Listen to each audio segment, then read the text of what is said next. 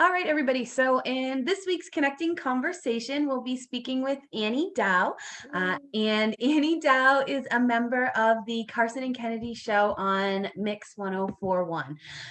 So, thank you very much for joining us, Annie. I Yeah. appreciate it. Thank you for having me. So I wanted to kind of start at the beginning and then we'll sort of move forward to present day. So I'm wondering if you could tell us a bit about how you got started in this career. Did you go to school for it? Did you just start with a specific job? And what was that like at the beginning?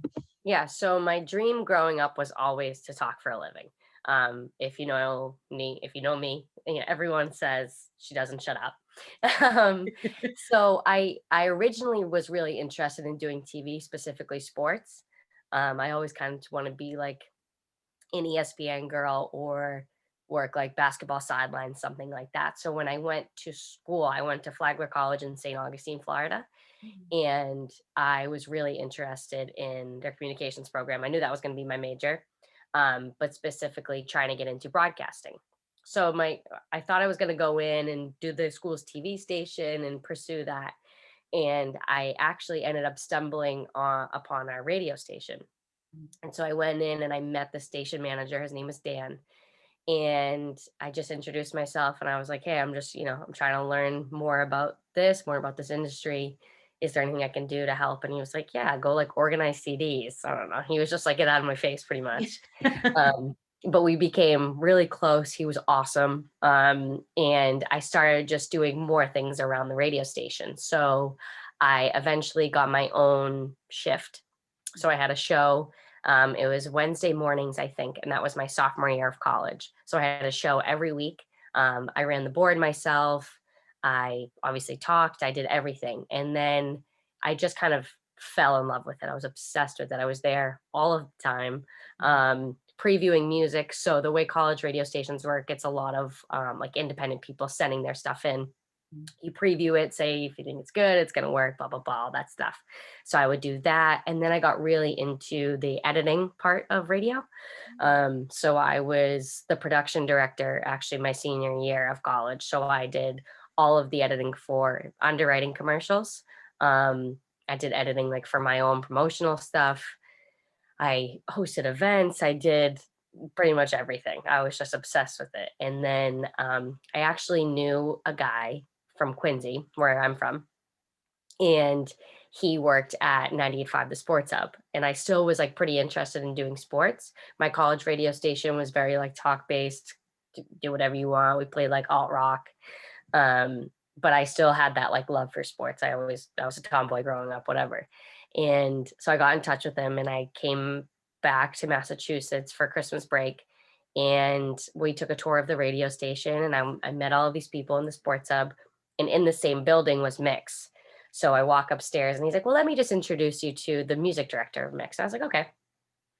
So I met the music director. His name is Mike Mullaney, who's now like one of my favorite people in the world. And I was like, yeah, I'm Annie Dow. I go to school in Florida, blah, blah, blah. I'm a communications major. I love my radio station down there. And he's like, great, send me a demo tape and we'll see if we can do something for you. So I get home after that summer. So I graduate. And then Mhm. in July, he's like, there's something about you. I like you. And I started doing overnights. Oh, So that is the midnight to six shift, yeah. which is miserable, miserable, but it's how you have to start out. You Yeah. start at the bottom and you work your way up. Yeah. So I did that. I was doing the street team, which is like promotional stuff. So when you see radio personalities out at events, we would be like doing the tables with the giveaways and meeting people and taking pictures and all that stuff. So I did that. I was doing the midnight to six shift. I was working pretty much any job that they needed me for around the station I was doing. Yeah. I learned how to put commercials into the system, all of this stuff that I'd never even, I was like, I just want to talk, but that's not obviously what There's happened. nobody listening at 3 a.m. to talk to. No, there's not. So that December, the girl that was on the show, the traffic reporter that they had, got a job in Baltimore, I believe, is where she is. And they were like, Carson and Kennedy were like, would you want to try out for this spot? And I was like, hell yeah, I do. Yeah. So there was me and then two other people that tried out for the spot. And I was so nervous. And I don't get nervous. I'm not like easily intimidated. I have always just been like, I love the spotlight, center of attention. I'm outgoing, all of these things. And I was so incredibly nervous the first day. I think I blacked out. I don't remember what I said. Um, and which of course, I mean, you're not on a college radio station anymore. You're talking to a million people. Like it's a totally different ball game. So throughout the week, the producer at the time pulled me aside and he was like, you just need to be yourself. He was Mhm. like, we like you because of you. Ignore all of this. Forget about all that. There's four people sitting in a room. We're just talking. Just be yourself. And I just kind of like started to ease into it. Still totally like not really me, but trying to get there. Mhm. And so that was right before Christmas break. So I did like 2 weeks with them, and then they went on Christmas break. They took like 2 weeks vacation. So I'm just sitting there, and I'm like, so what's happening? Do I have the job? Like rattling in my brain. We come back after the holidays, and I was like, do I come back? And they're like, yeah, just keep showing up until we tell you not to. And I was like, okay. And Okay. I just haven't left. Awesome. That's really cool. Okay. So I have a few follow-ups from Sure. that. So my first is, what does a demo tape for radio look like? Because I think a lot of these students are taking audio and film classes, and so they have an Sure. idea of what those demos look like. What does that mean for radio?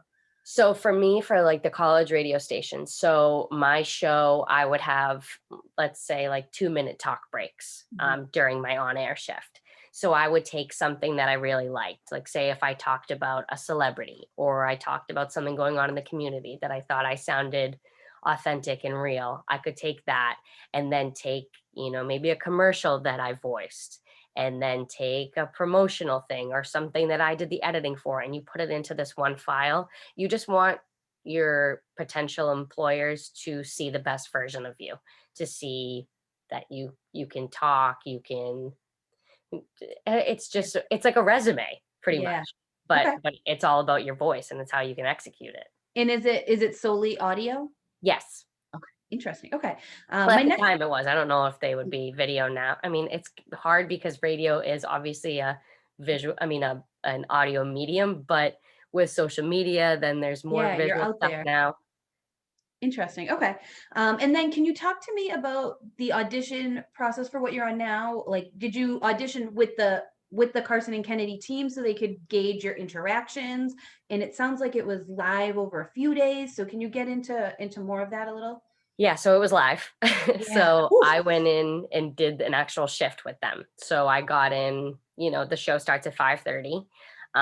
So I got in and I did a shift with them. Because they want to see how you can interact.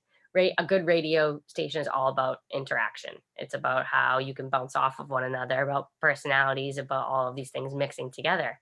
And that's what's so funny about, a regular job, quote unquote, when you have an interview. Of course, they're trying to learn these things about you and they see how they interact with you. But with radio, you have to do it in front of a million people. Yeah. Um, but that's how they know. That's how they're going to pick who's best fit for the show, who's going to make it the most successful. So do they get like feedback from listeners, or is it just feedback from the team? Is Yeah, it it's a little bit of both. So there was like a listener saying, we like her, we hate her, she ah, stinks, she's great, which terrifying? yeah, you get a thick skin really fast. Um, but it's also it's ultimately up to them. It's who they decide that they want on their show that's going to help them only go up. You don't want to work with someone every day that you can't interact with. And I think that's for every setting, but especially for radio. It has to be interactive. It has to bounce. You have to bounce off each other. You have to balance each other out. All of these things have to go into it. So, they make the decision. My bosses make the decision, everyone together. Okay. And so if I remember correctly, you started as just traffic and then kind of got more integrated into the show. Can you talk about how that happened? Yeah. So, as I was saying, the girl that left, which is why I got to, Mhm. audition for the show. So they just needed like a traffic reporter. So every half hour, I would do the traffic report. And in the beginning, I wouldn't talk as much. And then as I started easing more into the show, they would see how I could make a comment on something or share my opinion on something, or, you have this like back and forth. And I just started opening up about more myself because they're older than me. Mhm. At the time, I was 23 years old, Mhm. and I just obviously lived a totally different life. I mean, like Yep. Carson's married with a child. I was wilding out after college, so Mhm. I would come in with these stories, and they would be like, "That's great radio. Like, let's talk about it." Right. And I really lucked out in that way because I was telling these stories and they're like, okay, well, that's interesting. That's relatable. This is good content for people that they want to listen to, whether it's a 60-year-old woman that's like, oh, I'm living vicariously through her, or someone my age that's like, oh, I did the same thing this weekend. Um, so I think that that's great, but it's also like totally credit for them because the whole show is based around being you and like being real and being authentic. It's not, we're talking about we are talking about celebrities sometimes, but like it's not, we're not making up stories. Like this is my real life. And Right. they want you to share that. They want to share who is Annie, like what is Annie all Mhm. about? Cool. Okay. And so with that in mind, because you're on from, is it 5:30? It's still like 10 or 11 in the morning, right? 5:30 to 10 is the show. Yeah. Yeah, so that's a long period to cover. Do you guys have like a scripting process or an outlining process for each show? Yeah. So each morning, I'll just go through like my morning with Yeah. you. So I get up about 3:30, get like my life. I know everyone's face when I say that are like, what? But you get so used to it. So I get up, I get to the station about 4:30. I do kind of whatever I have to do, prep like my things. And then we have a meeting at 5 o'clock every day. So whatever we're going to talk about, we plan out at that 5 o'clock, not like script or not like words or anything like that, just Yeah. the topic. So Okay. say we talked about today, we talked, Kennedy is reading her sister's audiobook. Hmm. So like we're like, okay, we're gonna talk about that at the 7:15 talk break. But once like the mics go on, it's just live. It's just whatever happens, whatever comes to fruition there. So there's no like script. It's just planning out what we're going to do throughout the show that day. Yeah. That's still, I mean, that's pretty condensed to have up, maybe 30 minutes to outline several hours. Yeah. It kind of talks to like your relationships with each other, and how in tune you are with each other and what's going on. Well, and that's the beauty of it, and that's what I think makes good radio when you are actually friends or you actually get to know these people. I mean, we're like a family now. Yeah. It's the four of us, and you know when to like cut in, you know when to not step on the other person, Mhm. you just know how to like blend, and you know how to just start making it work with each other. Yeah, that's neat. Okay. And then outside of the show, as you kind of mentioned, you have like event commitments as well. How do you get those assigned to you, or do you have a certain number that you do? What is that like? Yeah, so I mean, it looks totally different now because of Yeah. COVID. So we used to have events all the time. The best thing about our radio station is like how much live music we get the listeners involved in. So we do these things, for example, called mixed lounges, where we'll have an artist either come into the station, or we'll have it at like a local hotel, or we'll have it it's like a smaller venue, Mhm. and it will the listeners will be able to win their way in. So say it's like 100 listeners. It's really, really intimate, usually maybe even less than that. Like let's say 50 people Wow. can win in their way into this mix lounge. Totally free. You Mhm. just have to listen to the station and win your way in. And like those were always my favorite things. I love just like smaller, intimate settings with an artist because I think that that's the best way you can see a musician. And the listeners are just so loyal and so awesome that like they are always so excited to go to those kinds of things. So events haven't happened for so long, Yeah. which like that's what I miss the most, definitely. Or we'll have fundraisers throughout the year. So one of the biggest ones we do is Radiothon for Boston Children's Hospital. So we'll go to Boston Children's Hospital. It's a day in March typically, and we'll be there all day and we'll talk to families with a child there, or a family that may have their child was there in the beginning and then recovered and they're telling their story now. So we have events like that. I also had the opportunity in the past to have different endorsement deals where I've had events. So I got sponsored by Saint Germain, which is like a liqueur. Mhm. So I got to do an event where it was like the mixed chicks drink. So I had like my own specialty cocktail. We got to go to a bar. Everyone that was at that bar got to have that drink. Like there's things like that. And then there's also things that I can volunteer for on my own. So like if I really like this charity, or if a charity reaches out to me and they say, we want you to MC the event. Mm. I've done a couple of those as well, which that's always fun because charity events are awesome and you're giving back to some aspect of the community. Yeah, I wanted to talk about that a little more because I know you did fundraisers for like your Boston Marathon fundraising and things like Yep. that. So, is there like a pitch process when you want to do that, or is there a certain timeline so that you're not doing, 40 charity events at once? And how do you pitch like passion or personal projects? Right. Okay. So first for the marathon, I decided that totally on my own. That wasn't with the radio station because I wanted to run the marathon for Dana-Farber, just personally how much that hospital has helped people in my life. Mhm. I'm lucky enough that I got to share that journey on the radio station, and we got to have people from Dana-Farber on and all of those amazing things. With charity events that I have been involved in or emceed their event, like I did the Winter Walk, which is a walk for homelessness in Boston. I got to host that. I think it was 2 years ago now, which is crazy. Like time is not real anymore. But Meaningless.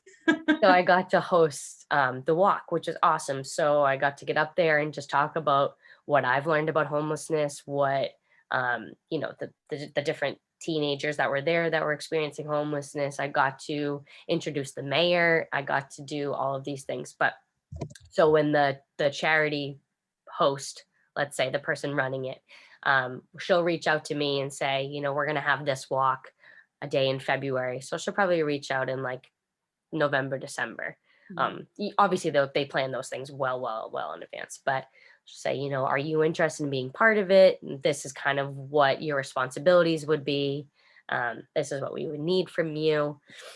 And that's another thing that I miss so much. Like I mean, there's like virtual charity events, of course, but it's just you want to Mhm. be with people. Yeah, yeah, absolutely. And I think so that kind of talks to how really community-based radio is. I mean, you guys are Yeah. deep seated in your service range. And so especially because you happen to be from the Boston area, do, how do you think it would have been difficult, or what do you think you would have needed to learn quickly if you hadn't been from here or joined a Boston-based radio show? That's a really, really good question. And I love this so much about Karson and Kennedy because they're not from here. And Yeah. they have totally just assimilated themselves into this community, which can be really, really hard because Boston people are so territorial, so territorial. Like, and I get that, Uh-huh. being I'm from from, Revere. right. See, like I'm like North Shore, absolutely not. I won't touch it. Like it's just one of those things, right? Mhm. But I think just being from here, like I'm so blessed to be able to like come back to where I'm from and talk to these people. Like I have like my second grade teacher listening to the radio station and stuff like that.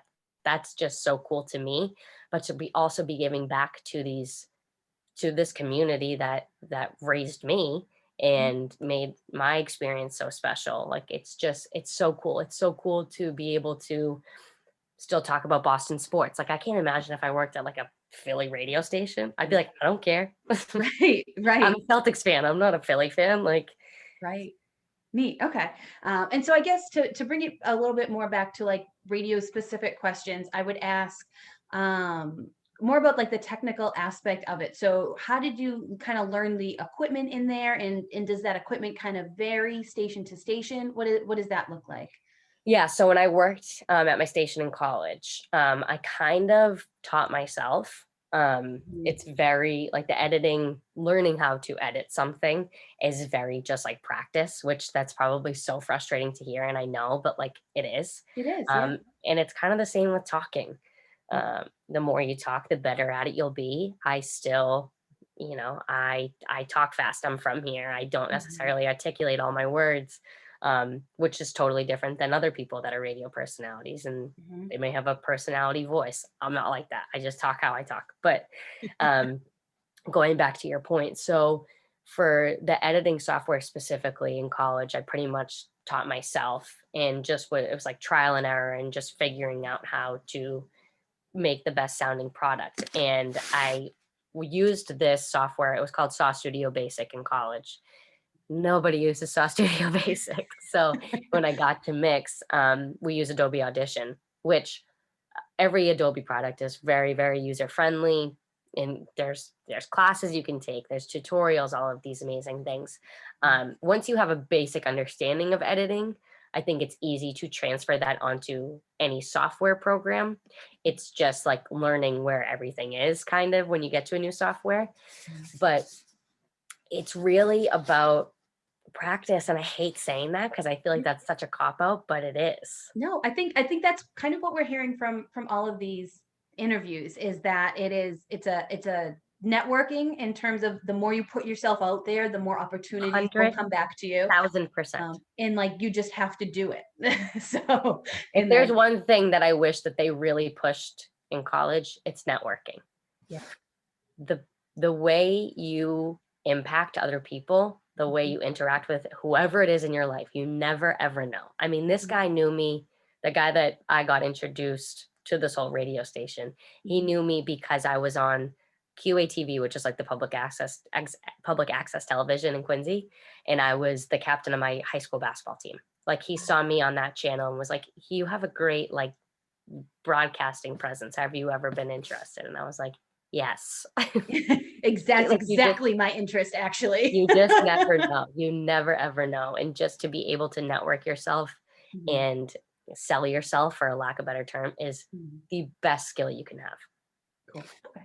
And then I guess my last question for you, as these students are kind of considering different positions in radio, in addition to those of you that are present as on-air voices, what are the other positions that surround you that help the show happen?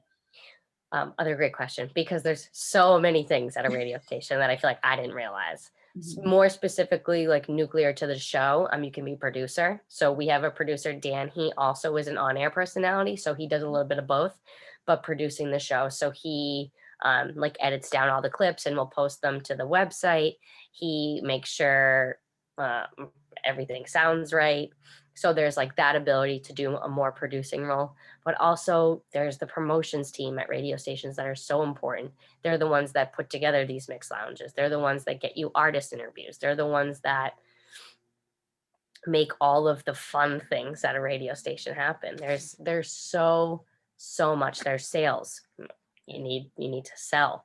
There needs to be advertising dollars coming in order for a radio station to run. Like there's so much that you can do.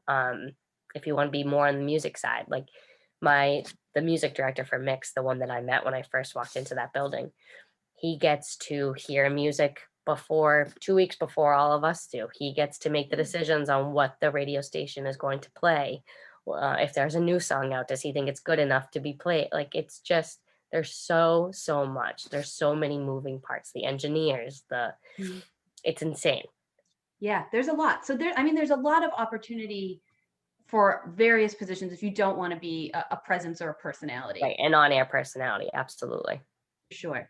And then I guess my last question, because it just kind of popped into my head, what the transition to like Alexas and Google Homes and things. I know you guys have the iHeartRadio app that Radio.com app. radio.com, yep, sorry, that connects. Did that change how you had to do work at all, or was that just something that integrated or That's more like out of my, technical stuff? Sorry. yeah, above my pay grade. I think it's almost, I look at it as kind of like an advantage now, just because obviously so many people aren't driving to work. A lot of people are working Yeah. from home. And to be able to like say to your Alexa or say to your Google Home, Mhm, play Mix 104.1 Boston, like mhm. I think that's great. And I think that there's a lot of people that still need that sense of normalcy.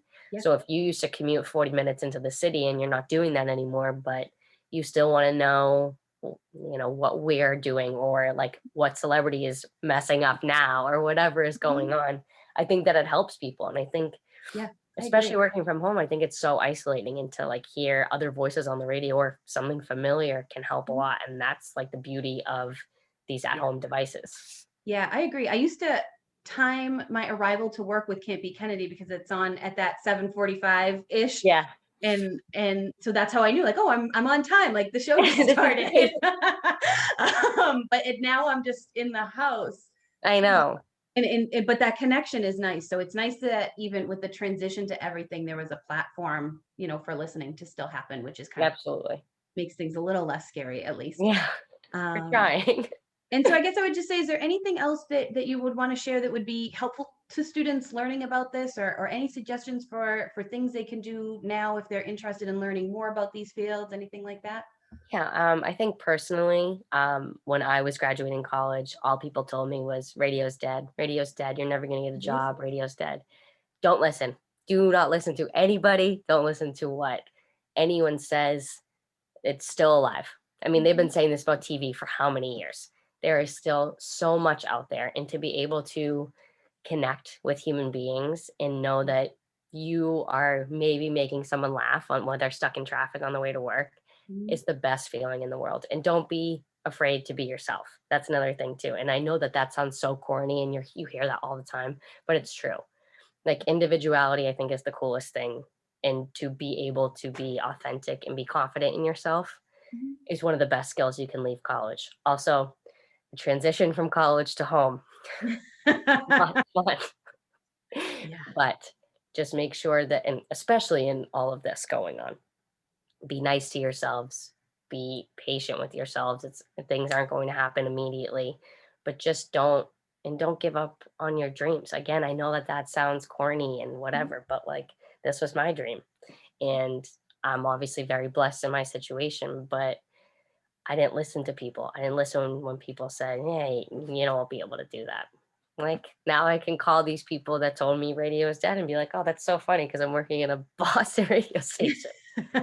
That's Yeah, what I it was. think I think that's awesome. I think that's a good kind of closing message that I've actually ended up with for a lot of these, and it's just to follow the thing that you're interested in, because if you Right. have to spend 40 hours a week or more for 40 years or more, you better like what you're doing. Be Uh, passionate about it. You know, like you're going and it's you don't want to just work a job to work a job. Work is not your life. But to yeah, be able to wake up every morning and be like, "Oh, this is I'm going to have so much fun today." Or even if you're not having a great day, just knowing that you're going in somewhere and you could be making a difference is awesome. yeah, cool, awesome. Well, I think that's a good stopping point. So thank Huh. you very, very much. Thank you very much.